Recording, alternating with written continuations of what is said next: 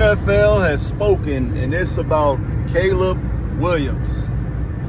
Hey, look, so y'all know Ben Johnson added in the offseason, came over from Detroit.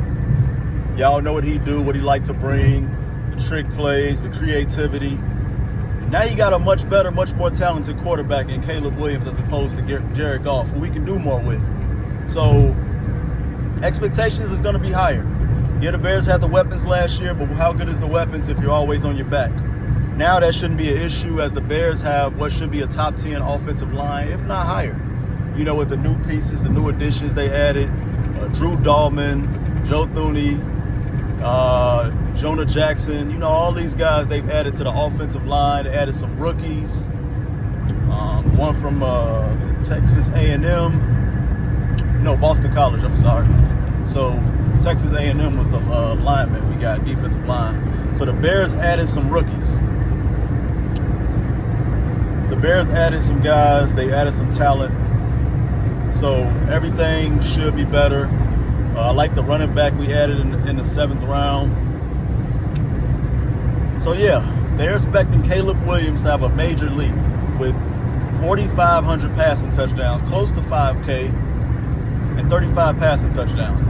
That would easily break both Chicago Bears records, as we're still waiting to see who's going to be the first 4K and 30. Can he do it? Absolutely. Absolutely.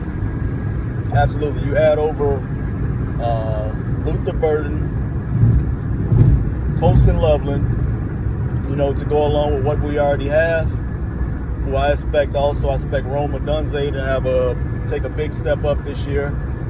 I think everything is in front of Caleb Williams, and the sky's the limit. Now we're going to start seeing what's going on.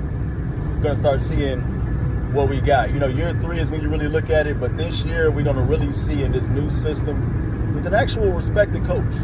You know, he did what he did with that Lions offense for those years, and now it's his time to show what he can do and sitting in the main chair. But, you know, you look at last year, if you sat there and watched our games last year, you tell me you didn't see any positives with Caleb Williams, just stop talking to me. 20 touchdowns to just 6 interceptions. That's the 5th longest streak without an interception in NFL history.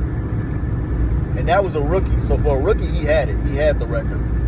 But he was close to snapping Aaron Rodgers' streak, but he threw that interception against Seattle. Other than that, he would have snapped it, or he would have been very close to it, you know, depending on the attempt-wise in that Packers game. But he break that.